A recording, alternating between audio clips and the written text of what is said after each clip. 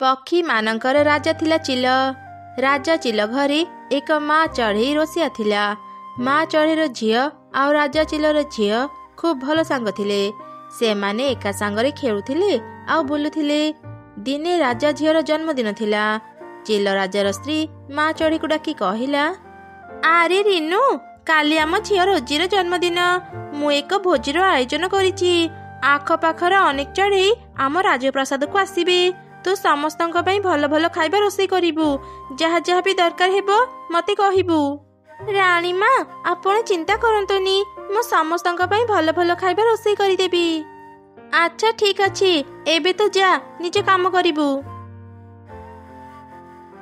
मिली, ए मिली, तू घरे अछु ना? आरे रोजी, तू केतेबेले आसिलु? आ घर भीतर को कथा हेबा। मिली, काली मो जन्मदिन। तू आज मो सांगरे राजप्रसाद को आ। नाई रोजी, घरे बहुत काम अछि। माँ फेरु फेरु डेरी हेबो। मु काली सकाळे तो पाखकु जीबी। मिली, मु गोटे कथा भाबिची। आमर ए जंगल रे अनेक गरीब चढ़ई अछंती। काली मो जन्मदिन रे आम जंगल रे सबु गरीब चढ़ई को मु निमंत्रण करिची। आउ समस्तंक खाइबार व्यवस्था भी करिची। सतरी रोजी, तू बहुत भलो। गरीब चढ़ई मानक विषय तू केते चिंता करूचु। मु भी बेले बेले भाबे मो पाखरे तो परी टंका थिले मो जन्मदिन रे मु भी गरीब चढ़ई मानक खाइबा देई पारंती। पारिबु, तू भी दिने समस्तंक खाइबा देई पारिबु। आउ मन दुख करनी। मु एबे जाउची। काली सकाळे शीघ्र मो पाखक आसीबु। आमे दुई जण मिसी समस्तंक खाइबा बाढ़ी देबा। एमिति कही राजा झियो सेठारु चली गला। सकाळ हेला परे मिली राजप्रसाद को गला। दुई सांग मिसी समस्तंकु खाइबा देले। तोर मंगल हेउ माँ, तू जीवन रे बहुत उन्नति कर। मु भी जदि मो जन्मदिन रे समस्तंकु एमिति खाइबा देई पारंती, समस्ते मते भी आशीर्वाद दियंते। समस्तंकु तो खाइबा देई सरिले। मिली, चल एबे आमे भी किछि खाइ नेबा। एमिति से दिन बीती गला। मिली घर को फेरिला परे मनरे चिंता कला, आउ किछि दिन परे त मो जन्मदिन। मु भी रोजी परी समस्तंको निमंत्रण करिबी। आउ समस्तंको खाइबा बाड़ी देबी। माँ, माँ, कोठी अछो? शीघ्र मो कथा सुनो। कोन हेला रे माँ, एमिति डाकिलु कोन पई? माँ, आउ किछि दिन परे मो जन्मदिन। मो सांग रोजी परी मु भी सब चढ़ई को खाइबा देबा पई भाबिछि। अरे माँ, तो सांग रोजी राजांकर झियो। से चाहिले ए जंगल कोन पाख जंगलर चढ़ई मानकु भी खाइबा देई परिबो। हेले माँ, तू तो जानो आमे केते गरीब। एते टंका आमे आनिबा कोठु जे समस्तंकु खाइबा देई परिबा। माँ, तुमे मते जेते बेले भी किछि टंका दियो, मु से सब संचय करी रखी। तुमे से सब नै जाओ। हेले तो से सब टंका तो निज सुनाहार किनबा पई रखिछ ना। तू कोन आउ सुनाहार पिंधिबुनी? नाई, मोर आउ सुनाहार दरकार नाही। मो जन्मदिन रे मु गरीब चढ़ई मानकु खाइबा देबा पई चाहूची। तुमे से सबुर व्यवस्था कर। अच्छा ठीक अछि, तोर जदी एई इच्छा मु तो इच्छा निश्चय पूरा करिबी। तापरे किछि दिन बीती गला। मिलीर जन्मदिन आसिला परे ता माँ किछि गरीब चढ़ई को निमंत्रण कला। एसबु राजांक बगीचा जगुथिबा काउ सुनिबाकु पाइला। थरे माँ चढ़ई पई काउ राजा चिल पाखरु गाली सुनिथिला। प्रतिशोध नेबा पई से एक दुष्ट योजना बनैला। चाकराणी झियर केते शौक देख। से दिन केतटा फल चोरी करी बिकिली बोली से चढ़ई मते राजांक पाखरु गाली सुनिथिला। एईटा भल समय ता पाखरु प्रतिशोध नेबा पई। से अल्प केते जण चढ़ई को डाकिची। मु ए जंगलर सबु चढ़ई को ता घर को पठेई देबी। तापरे देखिबी से केमिति समस्तंकु खाइबा देब। जेतेबेले से समस्तंक पाखरु अपमान पाइब मते शांति मिलिबो। मिलीर जन्मदिन हेबा परे ता माँ जेते जन को भी डाकिथिला समस्तंकु खाइबा बाढ़ी देला। धीरे धीरे ता घरे आसी अनेक चढ़ई जमा हो गले। एमिति देखि माँ चढ़ईटी चिंतारे पड़ी गला। अरे माँ मिली, तू कौन समस्तंकु डाकिथिलु कि? मु तो अल्प केते जनकर खाइबा रांधिथिले। एबे एते जनको खाइबा केमिति देबी? छोट मिली एसबु देखि बहुत मन दुख कला।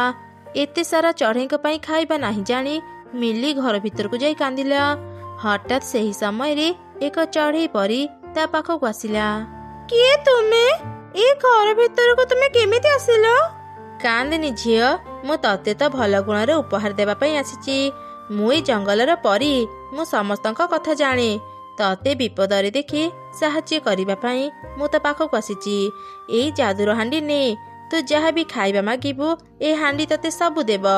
ତୁ ଏଇ ଜଙ୍ଗଲ କଣ, ଆଖପାଖ ସବୁ ଜଙ୍ଗଲର ଚଢ଼େଇମାନଙ୍କୁ ଖାଇବା ଖୁଆଇପାରିବୁ। ଏମିତି କହି ଚଢ଼େଇ ପରି ସେଠାରୁ ଚାଲିଗଲା। ଯାଦୁର ହାଣ୍ଡିକୁ ମିଲି ଅନେକ ଗୁଡ଼ିଏ ଖାଇବା ମାଗିଲା। ଯାଦୁର ହାଣ୍ଡି ତାକୁ ଅନେକ ସାରା ଖାଇବା ଦେଲା।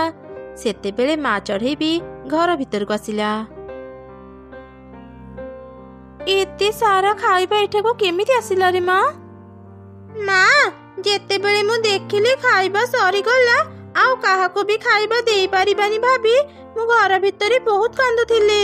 ସେତେବେଳେ ଜଣେ ଚଢ଼େଇ ପରି ମୋ ପାଖକୁ ଆସିଲେ, ଆଉ ମତେ ଏଇ ଯାଦୁର ହାଣ୍ଡି ଦେଲେ। ଏଇ ଯାଦୁର ହାଣ୍ଡି ଏତେ ସାରା ଖାଇବା ଦେଇଛି। ଯାହା ହେଉ ମା, ସେ ଚଢ଼େଇ ପରୀଙ୍କୁ ବହୁତ ବହୁତ ଧନ୍ୟବାଦ। ଆଜି ତାଙ୍କ ପାଇଁ ଆମେ ସମସ୍ତଙ୍କ ପାଖରୁ ଅପମାନ ପାଇବାରୁ ବଞ୍ଚିଗଲେ। ଚାଲ ଚାଲ ମା, ଡେରି ହେଲାଣି, ସମସ୍ତଙ୍କୁ ଆଗ ଖାଇବା ବାଢ଼ି ଦେବା। ତାପରେ ସେ ମା ଝିଅ ମିଶି ସବୁ ଚଢ଼େଇଙ୍କୁ ଖାଇବା ଦେଲେ। ଖାଇବା ସରିଲା ପରେ ସମସ୍ତେ ମିଲିକୁ ଆଶୀର୍ବାଦ ଦେଇ ସେଠାରୁ ଚାଲିଗଲେ। ସେଦିନ ପରଠାରୁ ମିଲି ତା ଯାଦୁର ହାଣ୍ଡି ସାହାଯ୍ୟରେ ସବୁ ଗରିବ ଚଢ଼େଇଙ୍କୁ ଖାଇବା ଦେଉଥିଲା।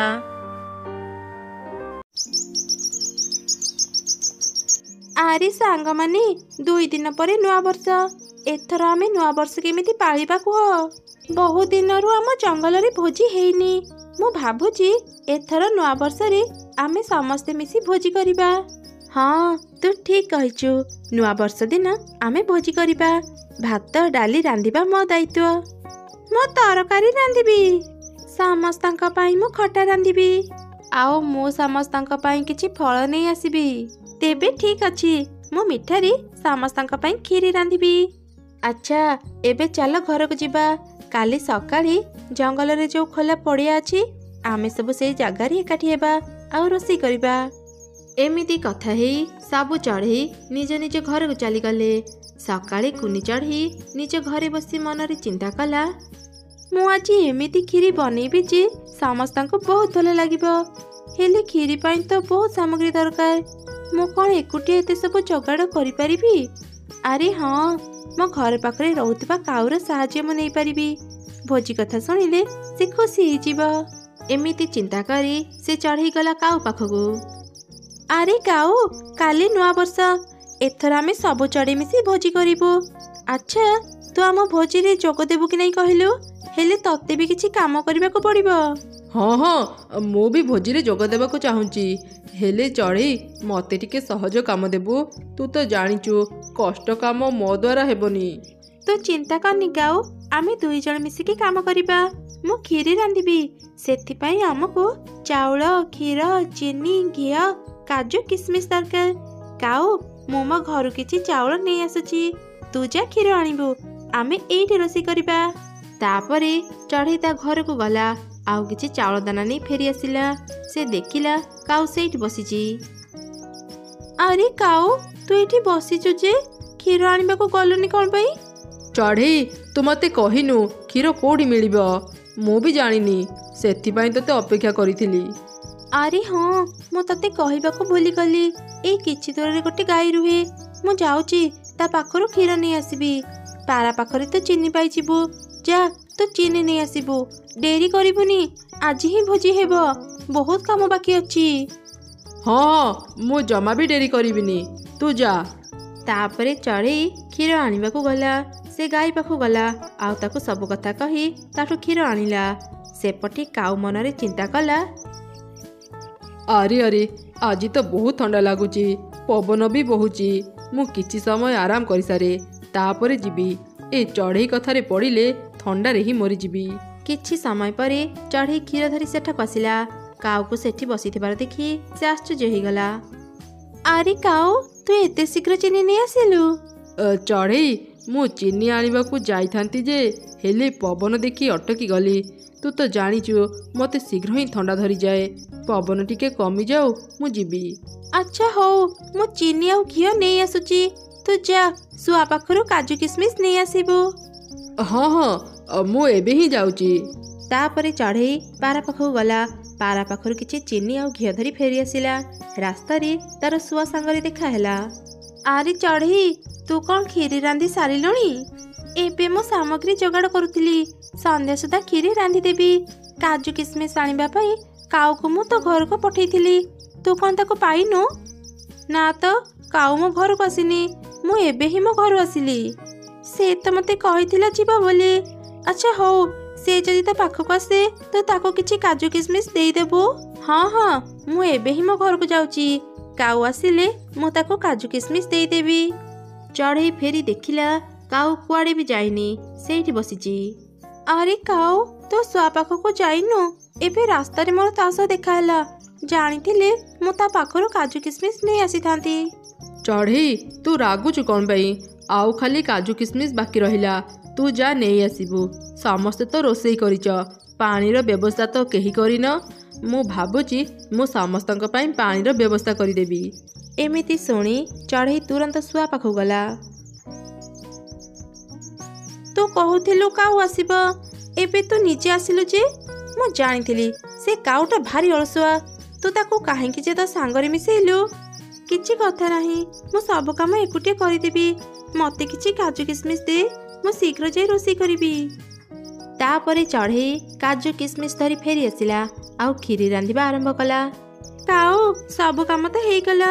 ତୁ କହୁଥିଲୁ ନା ତତେ ଥଣ୍ଡା ଲାଗୁଛି? ମୁଁ ନିଆଁ ଜଳେଇଛି। ତଳକୁ ଆସି ନିଆଁ ପାଖରେ ବସ, ତତେ ଥଣ୍ଡା ଲାଗିବନି।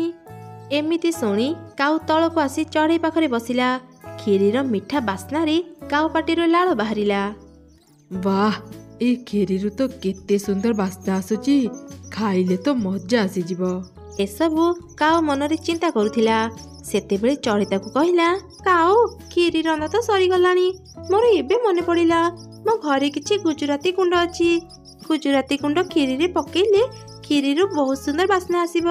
ମୁଁ ଯାଉଛି ଘରକୁ, ତୁ କ୍ଷୀରି ପାଖରେ ବସିଥା, ମୁଁ ଶୀଘ୍ର ଫେରି ଆସିବି। ତାପରେ ଚଢ଼େଇ ନିଜ ଘରକୁ ଚାଲିଗଲା। ସେତେବେଳେ କାଉ ମନରେ ଚିନ୍ତା କଲା, ଏଠି କ୍ଷୀରି ତ ବହୁତ ଅଛି, ମୁଁ ଅଳ୍ପ ଖାଇଲେ ବି କେହି ଜାଣିପାରିବେନି। ଏମିତି ଚିନ୍ତା କରି କାଉ କ୍ଷୀରି ଖାଇବା ଆରମ୍ଭ କଲା। କ୍ଷୀରି ତାକୁ ଏତେ ମିଠା ଲାଗୁଥିଲା ଯେ ସେ ଖାଉ ଖାଉ ସବୁ କ୍ଷୀରି ଖାଇଦେଲା। ଆରେ, ମୁଁ ଏ କ'ଣ କରିଦେଲି? ସବୁ କ୍ଷୀରି ଖାଇଦେଲି। ହେଲେ କ୍ଷୀରିଟା ବହୁତ ମିଠା ଥିଲା। ଚଢ଼େଇ ଏସବୁ ଜାଣିଲେ ମୋ ଉପରେ ବହୁତ ରାଗିବ। ମୋତେ କିଛି ଉପାୟ ଚିନ୍ତା କରିବାକୁ ପଡ଼ିବ। କାଉ ଶୀଘ୍ର ଗଛ ଉପରେ ଥିବା ବସାକୁ ଯାଇ ଶୋଇ ପଡ଼ିଲା। ଚଢ଼େଇ ପହଞ୍ଚିଲା ପରେ ଦେଖିଲା କାଉ ଶୋଇଛି। ସେ କାଉ ପାଖକୁ ଯାଇ କହିଲା, କାଉ, ମୁଁ ତତେ କହିଥିଲି ନା କ୍ଷୀରି ପାଖରେ ବସିଥିବୁ, ଆଉ ତୁ ଏଠି ଶୋଇଛୁ? ମୋତେ ଭାରି ନିଦ ଲାଗିଲା ଚଢ଼େଇ, ସେଥିପାଇଁ ଶୋଇ ପଡ଼ିଥିଲି। ଆଚ୍ଛା ହଉ, ମୁଁ ଏବେ ଗୁଜୁରାତି ଗୁଣ୍ଡ କ୍ଷୀରିରେ ପକେଇ ଦେଉଛି। ସବୁ ଚଢ଼େଇ ତାଙ୍କ ରୋଷେଇ ସାରିଲେଣି, ସେମାନେ ଏବେ ଆସୁଛନ୍ତି। ମୁଁ ଶୀଘ୍ର ମୋ କାମ ସାରିଦିଏ। ହଁ ହଁ, ଯା ଯା, ତୋ କାମ ଶୀଘ୍ର ସାରିଦେ। ତାପରେ ଚଢ଼େଇ ତା କ୍ଷୀରି ହାଣ୍ଡି ପାଖକୁ ଗଲା। ହେଲେ ସେ ଦେଖିଲା ହାଣ୍ଡିରେ କ୍ଷୀରି ନାହିଁ। କାଉ, ହାଣ୍ଡିରେ ତ କ୍ଷୀରି ନାହିଁ। ଏତେ ଗୁଡ଼ିଏ କ୍ଷୀରି କୁଆଡ଼େ ଗଲା? ତୁ ଖାଇଦେଇନୁ ତ? ଏତେ ଗୁଡ଼େ କ୍ଷୀରି କ'ଣ ମୁଁ ଏକା ଖାଇପାରିବି? ମୁଁ ଶୋଇ ପଡ଼ିଥିଲି, ସେହି ସମୟରେ କିଏ ବୋଧେ ଆସି ସବୁ କ୍ଷୀରି ଖାଇଦେଇଛି। ସେମାନେ ଏପରି କଥା ହେବା ସମୟରେ ଅନ୍ୟ ଚଢ଼େଇମାନେ ବି ସେଠି ପହଞ୍ଚିଗଲେ। ଆରେ ଚଢ଼େଇ, ତ କ୍ଷୀରି ରନ୍ଧା ସରିଲାଣି ନା? ଆମେ ଆମର ସବୁ ରୋଷେଇ ସାରିଲୁଣି, କେବଳ ତ କ୍ଷୀରି ବାକି ଅଛି। ଚାଲ, ତ କ୍ଷୀରି ନେଇଯିବା, ତାପରେ ସମସ୍ତେ ମିଳିମିଶି ଖାଇବା। ହେଲେ ଚଢ଼େଇ କିଛି କହିଲାନି, ସେ ଚୁପଚାପ ବସିଥିଲା। କ'ଣ ହେଲା ଚଢ଼େଇ, ତୁ ଚୁପ୍ କାହିଁକି ଅଛୁ? ଶୁଆ, ତୁ ତ ଜାଣିଛୁ ଦିନସାରା ମୁଁ କେତେ ପରିଶ୍ରମ କରି କ୍ଷୀରିର ସାମଗ୍ରୀ ଯୋଗାଡ଼ କଲି। କ୍ଷୀରି ରୋଷେଇ ବି କଲି। ଗୁଜୁରାତି ଗୁଣ୍ଡ ଆଣିବା ପାଇଁ ମୁଁ ଘରକୁ ଯାଇଥିଲି। କାଉକୁ କ୍ଷୀରି ଜଗିବାକୁ କହିଥିଲି, ହେଲେ ଫେରି ଦେଖିଲି ହାଣ୍ଡିରେ କ୍ଷୀରି ନାହିଁ। କାଉ ବସାରେ ଶୋଇଥିଲା, ଆଉ କେହି ବୋଧେ ଆମ କ୍ଷୀରି ଖାଇ ଦେଇଛି। ହଁ, ମୁଁ ତତେ ଦେଖିଛି ଚଢ଼େଇ, ତୁ ଦିନସାରା ବହୁତ ପରିଶ୍ରମ କରିଛୁ, ଆଉ ଆମେ ଜାଣିଛୁ ତୁ କେବେ ବି ମିଛ କହିବୁନି। ଆମକୁ ତୋ ଉପରେ ପୁରା ବିଶ୍ୱାସ ଅଛି। ତୁ ମନ ଦୁଃଖ କରନି ଚଢ଼େଇ, ଆମେ ଯାହା ବି ରାନ୍ଧିଛୁ, ଚାଲ ଏବେ ସେସବୁ ଖାଇବା।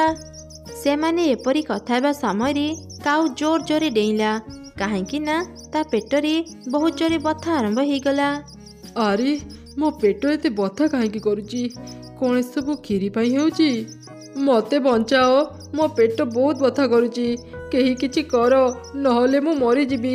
ଏ ଯନ୍ତ୍ରଣା ଆଉ ସହିପାରୁନି। କାଉ, ଦିନ ସାରା ତୁ କିଛି କାମ କରିନୁ, ହଠାତ୍ ତ ପେଟ ବଥା କାହିଁକି ହେଲା? ମୋ ପାଖରେ ପେଟ ବଥାର ଔଷଧ ଅଛି। କାଉ, ତୁ ଏବେ କହ, ଦିନ ସାରା ତୁ କ'ଣ କ'ଣ ଖାଇଛୁ? ସବୁ ଜାଣିଲେ ମୁଁ ତତେ ସେଇ ଅନୁସାରେ ଔଷଧ ଦେବି। ନା ନା, ମୁଁ କିଛି ବି ଖାଇନି। କିଛି ନ ଖାଇଲେ ପେଟ ଏମିତି ବଥା କାହିଁକି ହେବ? ସତ ସତ କହ, ତୁ କ'ଣ ସବୁ ଖାଇଛୁ? କାଉ ନିଜର ପେଟ ବଥାକୁ ଆଉ ସହି ପାରିଲାନି।